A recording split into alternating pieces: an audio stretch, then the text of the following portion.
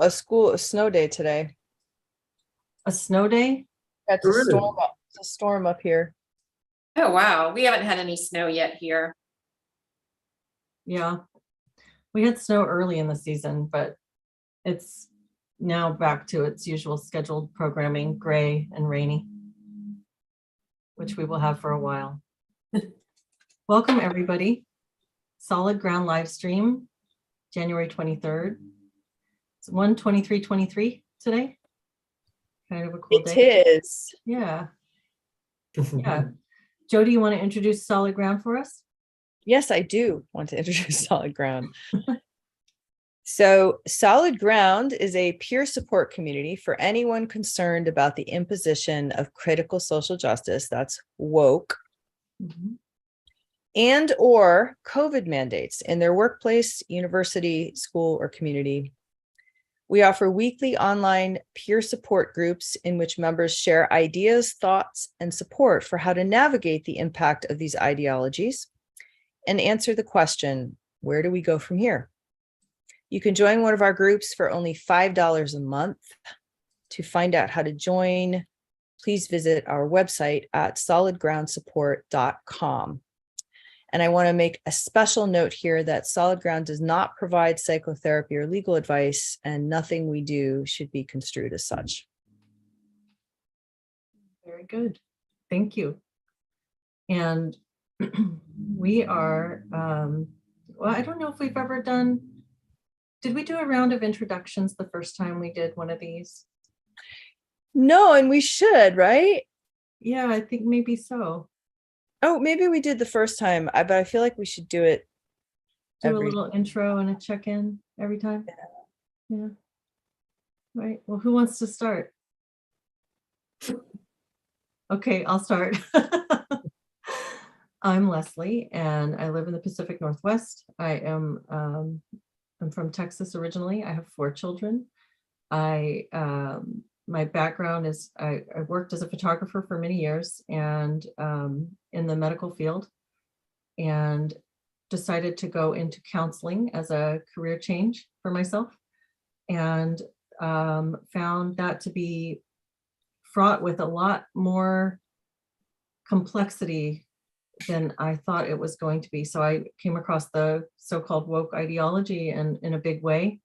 And I've been spending a lot of time talking about that lately because it became a stumbling block in my education. And now I work as a coach, and yep, that's what I do. Nice to nice to see everyone. I'll go next. Because I'm next on my screen. My name's Jody Shaw, and I am also a mother. I have 2 sons. I live in Western Massachusetts, home to Smith College. I am a musician and became a librarian really to support myself and have better hours than a musician does when I had my children. And that is how I lived in New York City for many years, and I moved up here to Western Massachusetts and ended up working at Smith College, where I came face to face with critical social justice and the woke issue. And at Smith, finally, after a few years, a line was crossed and I had to speak up, and I became what I now refer to as a whistleblower. And I refer to Leslie as a whistleblower as well. And Jen, you too.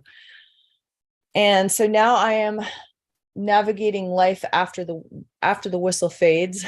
And I have a federal lawsuit that I filed against Smith College. It's Shaw v. Smith College, and it's filed in the district court for Massachusetts. And that's what I'm doing. It's Jody Shaw. I'll go next. I'm Jennifer Friend. I live just outside Washington, D.C., and I grew up in the area. I'm a licensed clinical social worker in private practice, and I got into this community of thoughtful dissidents because I was a Fairfax County employee, and I became a whistleblower about the imposition of critical race theory in the workplace there. And you have the best name for a counselor or social worker. Her stage name, it's a real name. It's a real name. Right. Well, I'm David. Thanks for joining, everybody. I am a trainee clinical psychologist in the UK, England, and I encountered critical social justice probably about 2 years ago, just before I started the course. Not just on the course, but also in the NHS where I was working. I found I wasn't able to have any of the conversations I really wanted to have about this stuff, and I thought I was going mad. And not only did I not have the conversations, but anytime I brought them up, I felt like I was getting a cold shoulder or being told to go, make noises elsewhere. So I did, and I ended up finding that doing this peer support work and running a group as I have done for the last year and a half, incredibly rewarding for me, to be able to talk to like-minded people who share some of my concerns, because I wasn't able to do that in my work at all. And I'm still not, but I have been slowly questioning things, and I guess knowing how important it is to do this group work has helped me to question things. So I'd really like to extend the invitation to people to join these groups, because they really help me. Yeah, the groups are wonderful. What kind of themes do you all find coming out in your groups? Oh, well, for me, I mean, the gender stuff is really bothering people, and have some people have been directly impacted by it in a major way. So that, talking about the gender stuff, talking about WPATH, and I've learned a lot, actually, that WPATH is apparently funded by big pharma, a lot of big pharma money. And I'm sorry, I don't know what WPATH stands for. I would say it World something. Professional Association for Transgender Health. Right. Thank you, Leslie. Yeah. Mhm. So that, and then also people wondering about, I want to say something, this is wrong, but I don't know how to do that. I don't know how to speak out. I don't know the best way to do it. I don't know where. I don't know when, and I don't know what will happen if I do speak out. So kind of people grappling with that, and that's a process, I think. And then there was one other thing. Yeah, I forget now, but those two things have come up every single time. Oh, and the COVID mandates, asking about why does solid ground include things about COVID mandates. And we actually had a very civil discussion, because I had somebody in my group last week who we were talking about the vaccines in particular, not necessarily about mandates, but it was a good discussion. Mhm. Where people really felt like people could say what they really wanted to say, even though there was some, I don't know if I would call it disagreement, but Mhm. not totally in agreement with each other. Do you find that that's a dividing line among people that have been coming to the groups? It was the first time it came up in my group, but I've noticed this with the gender ideology stuff and the race stuff, because I became concerned about the gender ideology stuff in 2014. And I've always been concerned about it, like right from the beginning. And then when I started at Smith, I didn't understand that the race stuff, for lack of a better word, was under the same umbrella as the gender stuff. And I much to my shame, I went along with the race stuff. I felt like something was wrong, but I didn't quite know what. And I just placed my trust in Smith and thought, okay, I guess this is right.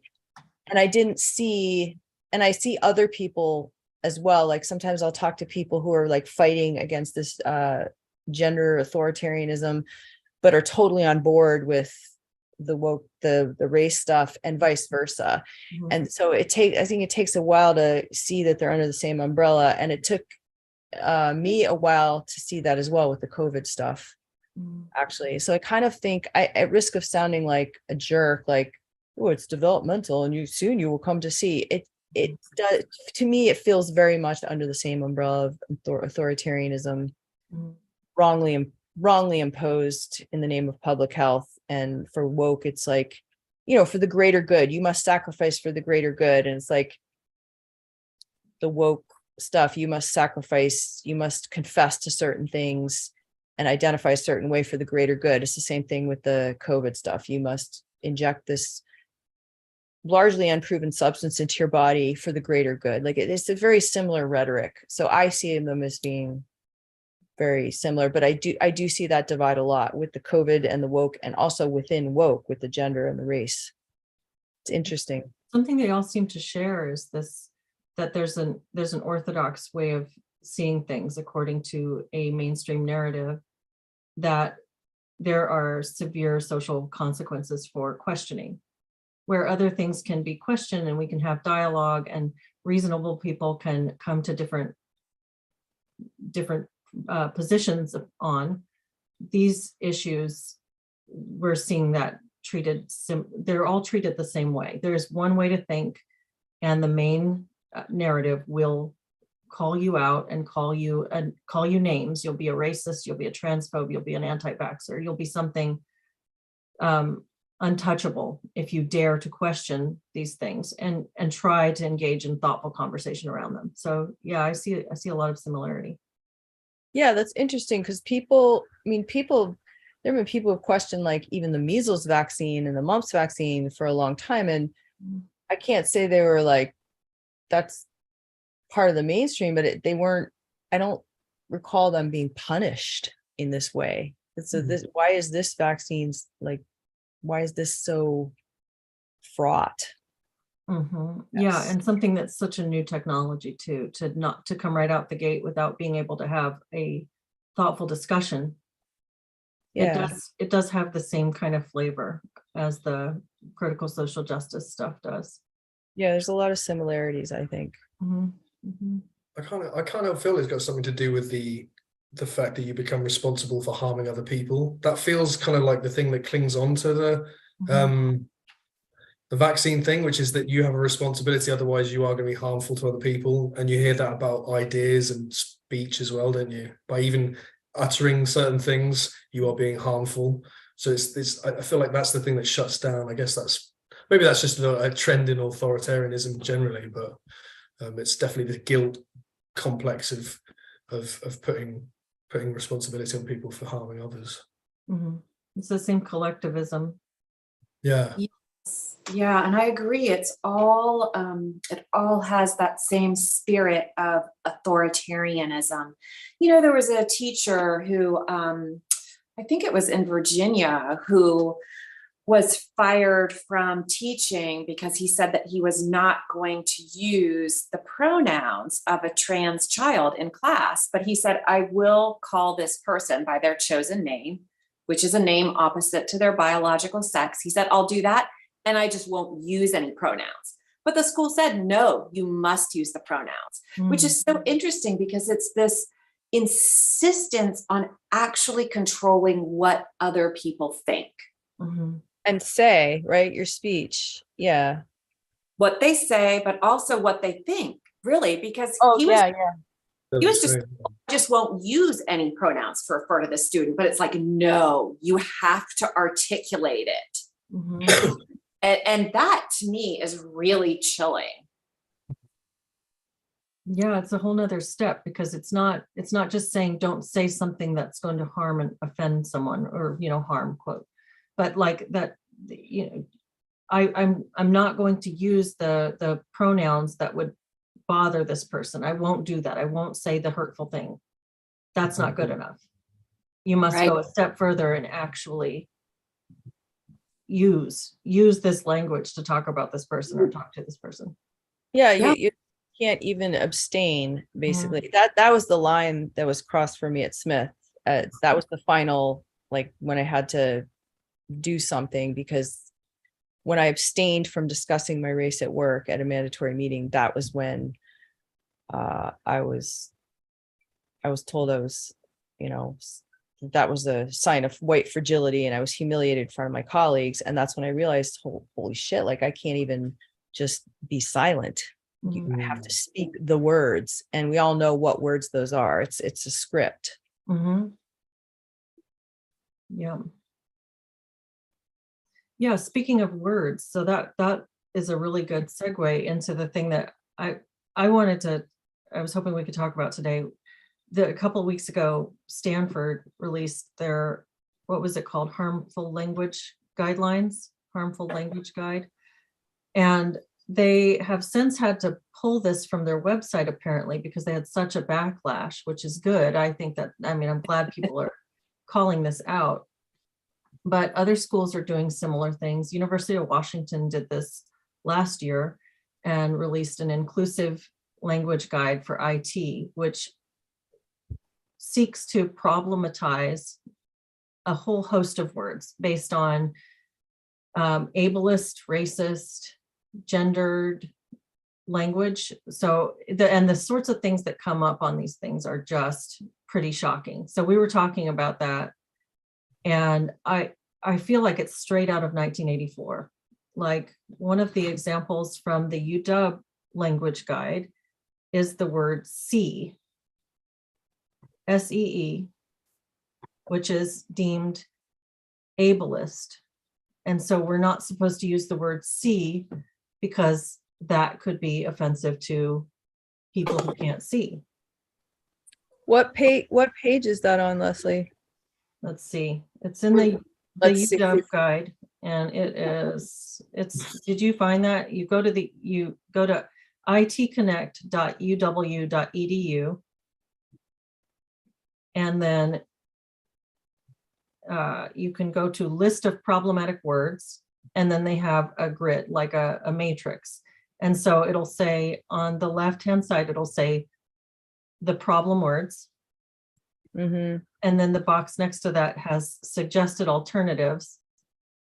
And then the next box over gives context, which gives a definition for the term and why it's problematic. So I don't know exactly what page of that grid C is on, but if you scroll down through it, like there's another one, mob programming, which I'm not in computer land, so I don't really understand how this term is used, but mob programming is defined as a software development approach where the whole team works on the same thing at the same time in the same space and on the same computer. And then why it's problematic. The intention was for a general non-hierarchical group of people to self-organize and by accomplishing tasks be dangerous. However, historically, the use of mob has a racial component and has been used derogatorily and in a negative way. You're muted, Jody. Yeah. Silent scream. I has a racial component. I mean, I have always only ever associated the word mob with a large group of people. And I'm trying to, like, in my mind's eye, have those people been white?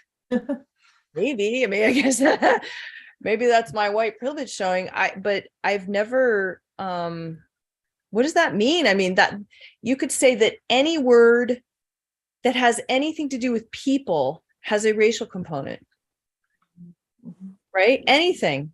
Because, well, you can construe it that way, yeah, if you want to. Which Stanford is construing it that way. Well, this was, and just to be clear, that was from UW. So, this is okay. Yeah, I don't have the Stanford list in front of me. I do have it on the screen, but I have the Stanford one, yeah, and it doesn't have. I can't do a search on it. It doesn't have mob, and it doesn't have C in it, but it has That's American. Yeah, it has the word American. Yep, it has Philippine Islands in it. Yeah, that was the one that stood out for me, I thought, and there was no explanation for that whatsoever. They don't give an explanation, but that's problematic. It only has, they have, and on their language guide, they have Philippine Islands on the left. That's the problematic term. And then they have consider using instead Philippines or Republic of the Philippines. And the context, the reason why, is that the term is politically incorrect and denotes colonialism. Some people of Filipino heritage might use the term, though. Some people. So what does that mean? Some people of Filipino heritage might use the term Philippine Islands. So the thing about all this stuff is like, are we checking? Like, first of all, are you asking every single person of Philippine heritage, whatever that means, right? Like, because some people might have some Philippine heritage in them and not. Are you asking every single person, like, is this term okay? Like, who decides? Who is Stanford, this bureaucracy at Stanford or UW to decide what language is appropriate or not? Like, and who it's harming? Like, they're making this assumption that it's harming this entire group of people, like there's some monolith, and that we as a bureaucracy, we know that this is hurting them, and so we're going to decide not to use it. Like, is it hurting them? Have they all been asked? Do they need to be asked? Do they care? Has even one person of Philippine heritage had a problem with this? Even one? Oh, we don't know, do we? We don't know. I mean, did they consult when writing this guide? I mean, I don't know. They don't say how they wrote the guide, but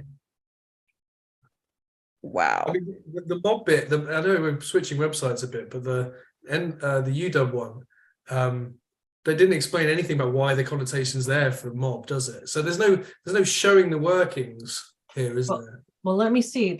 I think that there was a hyperlink. So let's see if I can follow it and we'll find out. Oh, okay.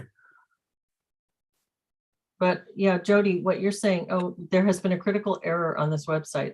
So I guess the hyperlink goes to nothing. So just believe us that it is racist.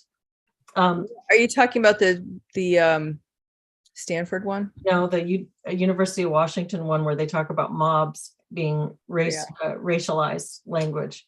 But one of the other things that I noticed, it goes to what you were saying, Jody. Some of the reason why some terms are problematic is cultural appropriation. But whose culture? And if we're supposed to be promoting so much diversity, who's to say that the person using it isn't linked to the culture that you're accusing them of appropriating? And so what is the presumed, are we presumed to have an absence of culture here? That we're supposed to just avoid anything that could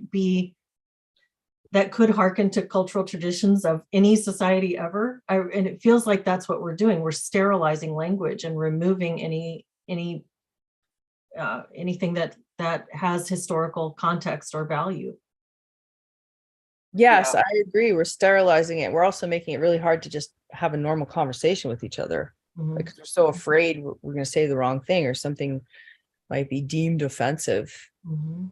Well, if you're inhibiting language in this manner, you actually are inhibiting thought, because it becomes such that there's certain words that you can't even think lest you accidentally say them out loud and find yourself in trouble. So if somebody was explaining something to you and you suddenly got it, it's very normal to say, "Oh, I see."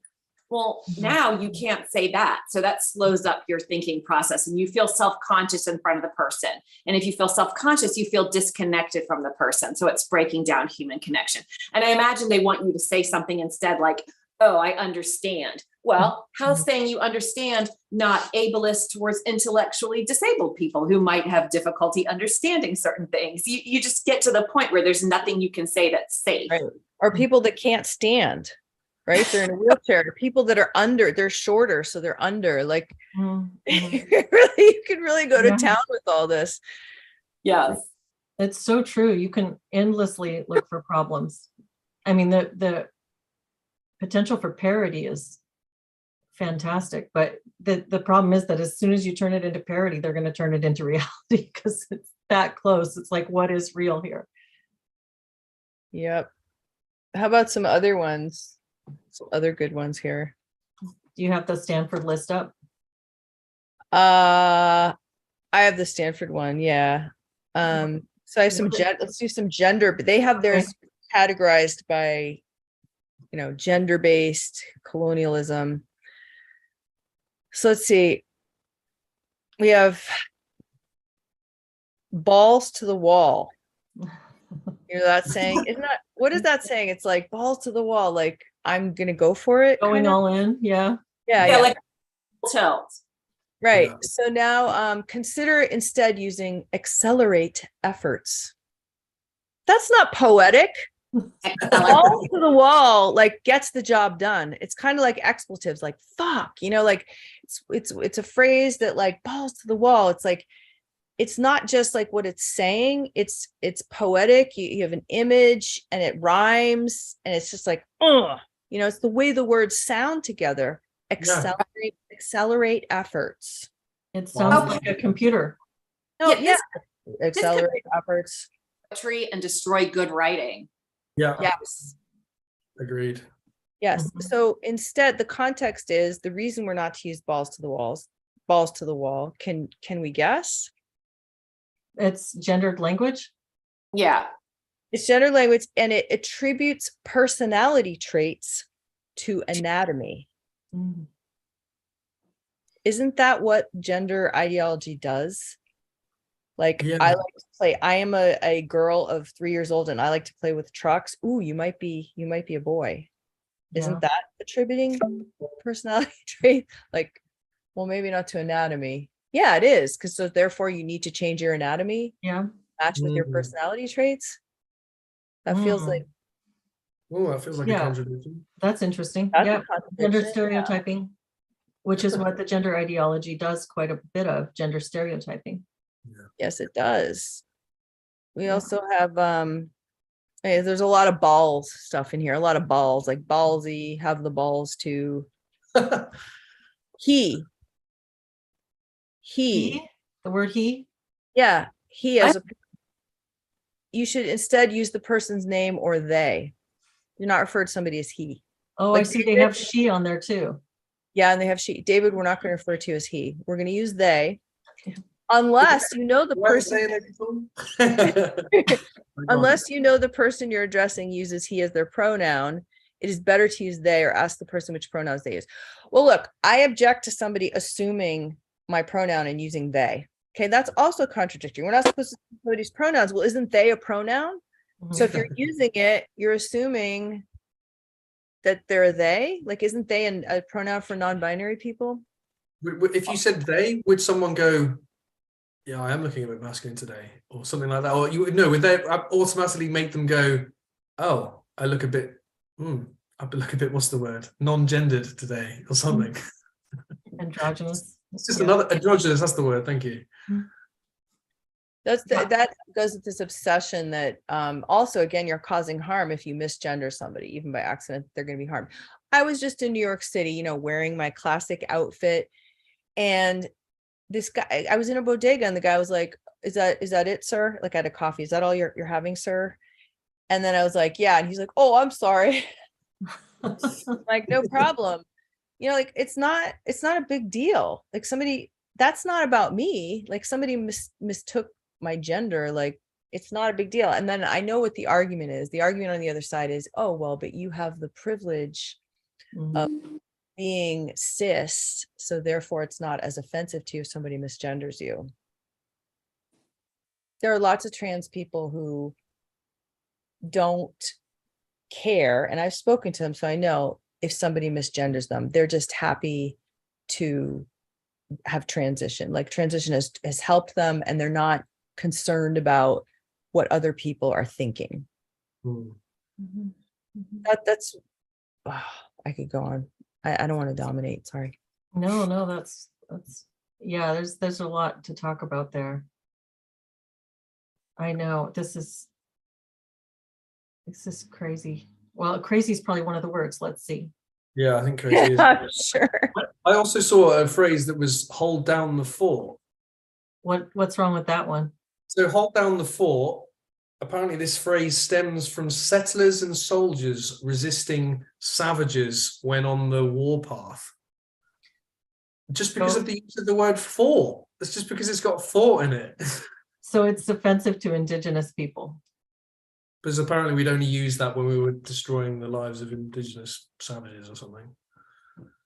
Not when there was, castles in England and Right. the French came over or anything like that. That wasn't it. Well, they're actively, these language guides are, I don't know if it's purposely attempting to rewrite the meanings of these words. Yes. Right? So that Deliberate. like erase this truly is was it Orwellian, like Alien, yeah. erase the original meaning and instead attach this new woke lens to these words and make them bad. Well, it seems like it, and some of it is so quibbly, like this one, abusive relationship, changed to consider using instead relationship with an abusive person. The reason is the relationship doesn't commit abuse, a person does. And so it's important to make that fact clear. And at the point where you're having to interrogate every single thing you say, like how many, just in a 2-minute dialogue, how many things could you say that you could rethink and maybe phrase differently? It completely stunts the ability to communicate. And beating a dead horse, you can't say that because it's normalizing violence against animals. So I guess you can't say kill 2 birds with 1 stone anymore. I think that's actually here. Yes, it normalizes violence against animals. Well done, Jen. You got one that you didn't even know was on there. I just figured, but you can see how inhibiting this is socially. And I know people who have told me that at work now, when they're in these woke environments with language guides or critical race theory embedded in the environment, that they're now just staying in their office with the door closed and avoiding conversations with their colleagues because they are so afraid of saying something wrong. And it could be as innocent as talking about a situation and saying, oh, well, it's not really black or white. And then, oh my gosh, I just made a racial reference. Mm-hmm. People are really frightened by this. Yeah, and there's a ton of those, the black and white. There's like a whole section just on those 2 words and excising those from any discussion for that reason. Mm-hmm. The term ghetto really bothers me too. I've always used the word ghetto, like student. I lived in a student ghetto. We have the ghettos during the Holocaust. They're claiming this term indicates any socially segregated non-white neighborhood. That's not true. That's not what ghetto means. We tend to associate it with Black neighborhoods, but Well, didn't it start out as a Jewish? yeah, that's what I thought. Like that's and it's accurate. A ghetto is like a little homogenous. I don't know where it came from, but these are PhDs who are creating these things. Well, and here's long time no see is bad because it says the phrase was originally used to mock indigenous peoples and Chinese who spoke pidgin English. And I don't know about y'all, but I have used that phrase my whole life and I've never once had that connotation in mind. And so it's this like, can we go deep into the etymology and find something that we are troubled by? Right. As if language doesn't evolve, as if we don't move out of these things and language changes meaning, right? I mean, that should be the social constructivist kind of viewpoint, surely, but no, we're going to find something problematic about it because then we can show we've done the work. Yeah. Yeah, that this has become the work instead of actively doing work. That it's become an exercise in intellectual discourse and controlling discourse instead of actually helping struggling communities, right? Or people that are struggling who may be of any race, or actively trying to address racial disparities or other disparities instead of quibbling about the words we're using. I don't think that actually even helps anybody. I don't think somebody who doesn't have enough food in their belly and can't heat their house is really concerned about what language is being used, or somebody who's mentally ill, really struggling with a hardcore mental illness and can't get the help they need. I don't know that they really care. Again, did we even ask them, or do they even give a shit what language some academics are using in the ivory tower somewhere? I just can't see people caring that much about it. Well, it's a brilliant metaphor for bureaucracy in general, which is all about process instead of content. You know, it's like, we're going to talk about talking rather than really just talking. Let's just spend all of our time talking about talking. And like Sorry. defining the like continuing to like lay out the rules of the game and never getting to the game. Yeah, and forming committees and arguing, taking years, and yeah, totally. And there's something, this is a historical thing. Like somebody, I think it was Catherine Liu is her name. She's at University of California, Irvine or Davis. Anyway, this is a thing. This creating a special language or creating a special discourse. And I think James Lindsay even said once that that's the whole purpose of going to college, is to learn how to speak in a certain way so that you can become part of the cultural elite. As distinguished from like I guess the financially elite, right? The cultural elites talk in a certain language so that they're somehow separate from the masses, and who don't understand the special language, and therefore that shows us that they're not part of this special elite club. And she said this happened before in France. I think the elites, I don't know much about it, so I can't speak to it, but the elites creating a special language so that we have markers and indicators of who's in the club, who's in the know and who isn't. And you can feel that too. I felt that at Smith. Like new terms would crop up. Like I remember the first time I heard BIPOC, I was like, what the hell is that, BIPOC? Like imagine hearing that for the first time. I was like, I didn't even know what it was. I kind of thought maybe it was an acronym, but nor did I feel comfortable asking. And that's the point. I felt like, oh, geez, because I'm supposed to know what it is. And if I don't, that might mean I'm like not part of the club.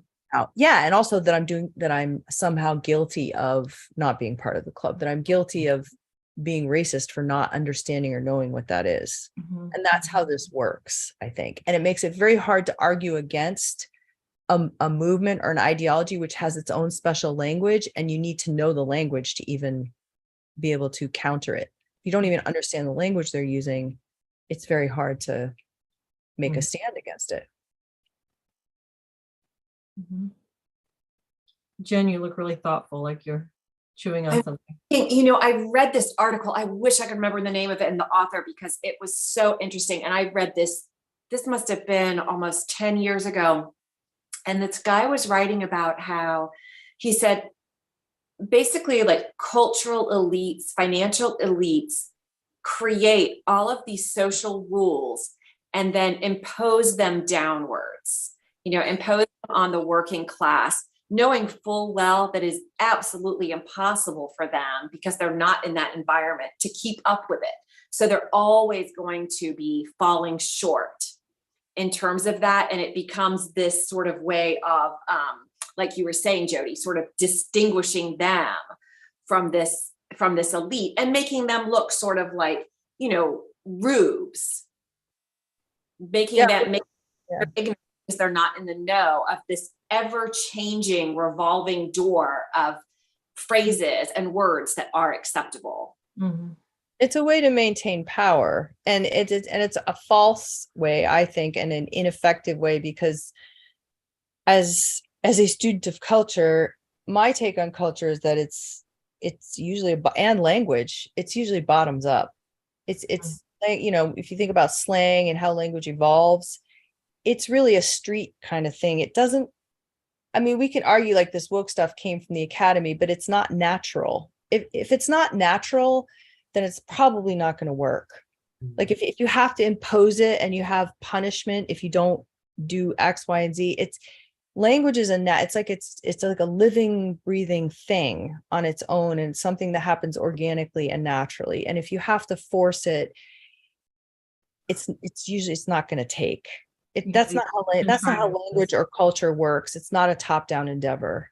Like even if you think of fashion, if you think of music and art, like these are usually things that come from the people, the masses, not the cultural elites. And I think it's just them trying to control because they can't ultimately.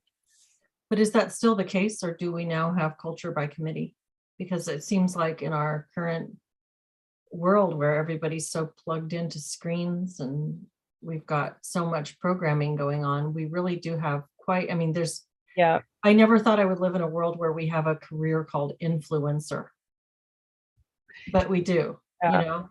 And so is it still that way, or have we morphed into something different? Well, I worry about that too, Leslie. I worry about the outsourcing of culture to third parties, such as the outsourcing of friendship to Facebook, Mhm, the outsourcing of communicating to third-party chat apps, mhm, even like gossip. Gossip is a very important part of culture, and now, like, what are people saying on Nextdoor? That seems to be the new way to gossip. Like, I saw so and so, I saw a bear, I saw um that concerns me. But I have to believe that people need culture. That doesn't feel like real. If culture serves a purpose, which I believe is to mediate our darker animal impulses so that we can live in civilization with each other, then we need culture in order to have a somewhat harmonious, if not perfect, somewhat harmonious civilization. mhm. If culture is failing to work, if it becomes this automated technocratic thing, then I believe it is no longer going to serve the purpose that we need as human beings to live together somewhat harmoniously, and that it will lead to a decay and a regression to the point where we are becoming violent with each other. Culture has a purpose, and it cannot be outsourced or mediated. It doesn't work anymore in the way that it's supposed to. Mhm. That's my opinion. Well, and that seems to be in keeping with what we're seeing with this increasing sterilization and dehumanization of the language. As we get to this point where we're not able to talk about, like, we're not able to say, what was the example in there? Chairwoman or chairman, we have to say chairperson. We're supposed to degender everything. We take mother away and we just parent. Caretaker, even parent is problematic. Oof. It's now caretaker because not everybody who raises a child is actually their parent. That's true. And caretaker is so much less personal than parents, so much less personal than mother or father. So part of it seems to me too to be sort of an effort to make things less personal, less intimate, less real. It's hard not to believe this isn't like a focused attempt at dividing us. When you think about the depersonalization, the loss of the word mother, and that you moving to vagina haver or uterus haver, to like reducing us to our parts, making us more mechanistic and machine-like. And then you think about artificial wombs, that whole movement of creating wombs that can carry babies without any human at all carrying the baby. And then how much is lost there from the infant, like not having any connection to or any bond to the mother at all. It's hard not to believe this isn't all. The more you think about this, the more it feels like a focused attempt, and from all angles. Like a transhumanist.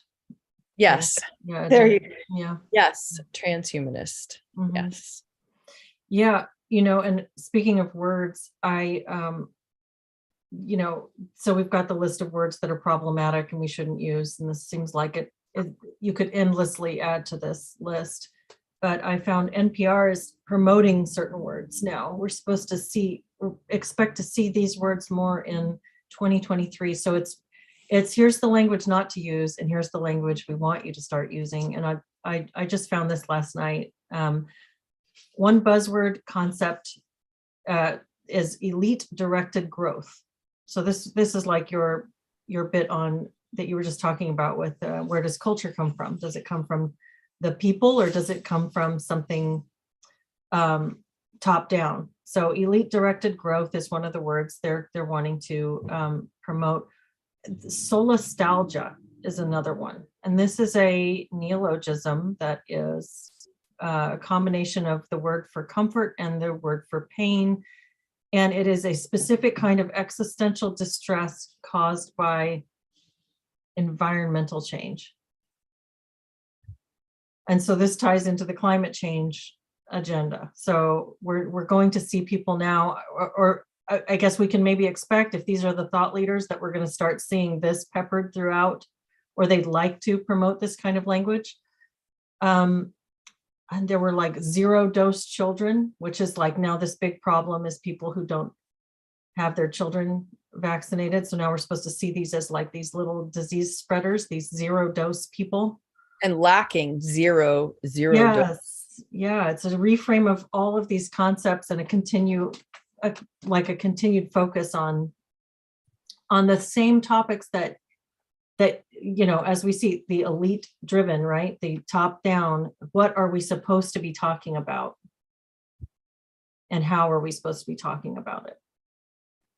So There is, I mean, it's nice when something like, was it James Lindsay came with OK Groomer mhm, or Yeah. Let's Go Brandon? yeah, Those are Let's Go Brandon. I mean, that it was so organic, and it actually became very, very powerful, didn't it? I mean, even didn't the Biden administration try to ban it or tamp it down, or some social media, I can't remember what, but it became an actual threat. So I can see why there would there would be a movement to try to control language, because we see how powerful it is. So, and nobody can really, I mean, some people push the word, you know, vaccine free to describe, like, instead of unvaccinated, vaccine free. It seems more, or child free. That's another one. But again, like it doesn't quite take. It's something that has to happen kind of organically. Like people will like coin a term, like they'll be writing an essay and they'll just like come up with their own word for something, and then somehow, instead of like trying to push it, and then somehow if it's good and it works, it takes somehow. There's no way to force terms. But anyway, my point is, I can see why language is important, because it's not something that can really be controlled, and yet we have an establishment or central authorities trying to control it. And then people becoming scared of their own shadow when they speak. Yeah. Yeah, and that's the problem, is that people give into it. People, yeah, I think, but I can see why people give into it, right? You might lose your job if you don't. I think there's a phenomenon where even if you're not trying to give into it, it still impacts you, because I mean, I'm a public whistleblower, and I now find myself unusually self-conscious in social situations, just because it's in my head, even though I disagree with all of this, and I think it's absolutely foolish. I do have this sense of, oh, I'm not sure who I'm talking to, and if they've bought into all of this, and I could say something completely innocent, and then I have this offended person. Not that I think they can do anything to me, but it's just this feeling of, now I'm going to suddenly have a very unpleasant social interaction for, you know, no particular reason whatsoever. It's odd. I definitely have this sense now when I'm speaking to other people that I didn't have before. Well, and it's like you're writing the line between self-censorship and diplomacy. You know, what is polite conversation? And yeah. Well, that, you know, they say you never at a dinner party, never talk about religion or politics. You know that saying? Or money. Or money, right? Well, unless you live in New York, it's all money and real estate. But if everything is politicized, everything, including the words we use, then it makes it hard to talk about anything at all, right? Everything's political. That's right. Even desire, as we discussed last week. Erotic. I know we need to wrap up, but I wanted to read some of the chat comments first. We had nice engagement there. CNY photo video. says gender ideology and vaccine ideology seem to be in the same boat. And that was a comment that came through earlier when we were talking about that. And yeah, the link there. Like to hear more about called CNY. It's called the USS Pfizer, that boat. That boat. Yeah, that's true. It's a pharma boat. Pharma boat. William Joyner says, love what you guys are doing. Sorry, it's born out of the crap of the world. Yeah. Jim Moses says the issues that happen in academics are surreal to anyone not of that world. These are earmarks of a class system. Woke culture is of academics, a spawn of that world. Those on the outside of that world have no idea what is happening and find it utterly bizarre, which it objectively is. So I'm just running through and grabbing a couple of comments because there's a bunch here. CNY photo video says, I am a quadriplegic from a spinal cord injury, and I don't care one bit about ableism. To me, it is silly. Oh, I am sorry to hear about that injury, CNY. I'm sure that's been profoundly impacting your life. And thanks for sharing that. Yeah, thanks for sharing that. Yeah, and I know, I mean, like the whole ableism thing, it's this literal interpretation of language. And it's just getting hung up on literal interpretation. And that's the part of it that is silly. I mean, you wouldn't want to say things that were intentionally offensive to someone if you were But we all aware of know, issues. we know what that is. Like, Yeah. and it's so condescending. Yeah, People who are disabled, like, oh, you can't Yeah. handle it. Like you're not only are you in a wheelchair, but oh, you're like so sensitive. We have to be very careful around you what we say. It's like it's so condescending and insulting. I was just thinking that it takes away any sense that they might have any mental fortitude as well. It's just like, oh, we can't do that. It's like, yeah, you're taking that from them as well. Yeah. right. Yeah, it's like a babying. All right, Gen X-Ray says all issues and actions have been made into a civil war at a time of great confusion, but be aware of the history of right-wing motivation to attack academia as well. Action, reaction, extreme reactions. Let's see, running through. Crystal Nicole says, yay, I caught you guys live. I love you all so much and I'm happy you're speaking up about this. I'm a teacher and have been shocked at the way things have been going. Thank you, Crystal. I'm glad you're here in the chat. And yeah, teachers have it hard right now because that's a really, it seems like quite a bubble. Yeah, and shout out to our sister organization, Terra Firma, who's running teacher groups. So yeah, I'll try to post something on Locals about that. Yeah. And then if you want to send me a link, if they have a link that I can put in the comments, I could do that too. Okay. Yeah, that'd be good. They want the promotion. And Neil Barnes says the basis for this is politics losing its necessity in society, and therefore everything becomes political as power is lost. Yeah, thanks, Neil. That's a good point. Thank you to everybody who has joined us live. This time I actually remembered to press record, so I'll upload this separately as a video, not just the live stream, but it's nice to have all of you here. And are there any final thoughts, you guys? Yeah, try not to get, I know about the self-consciousness and stuff, but remember, just, if you're certain, if you know that this shit is BS, just keep reminding yourself of that. Like, you're okay. You're not racist. You're not harming people by speaking naturally. Yeah. Just want to say that.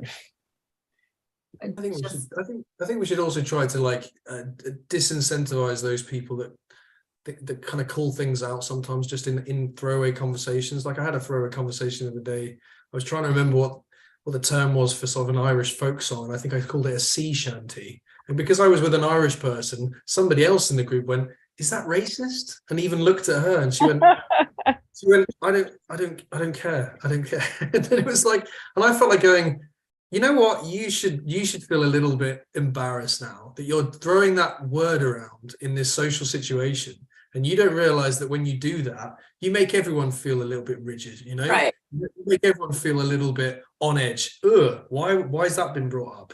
So I don't know. Maybe there's a way in which we could also just make those people feel a little bit accountable, because he probably didn't get any sense of responsibility from that. He thought maybe I did a good thing there, just questioning that.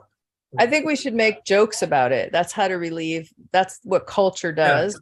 We make comedy out of it to relieve the pressure about like, okay, if we can laugh about it, then it becomes less. I think Hence. that's brilliant. Yeah, there's some great satire out there. Thinking 2 years is one. But I know Jennifer has to go. She's got her group. Yeah, Yeah. Jennifer has a group right now, everybody. Yeah. Yep. Well, we'll see you guys next week.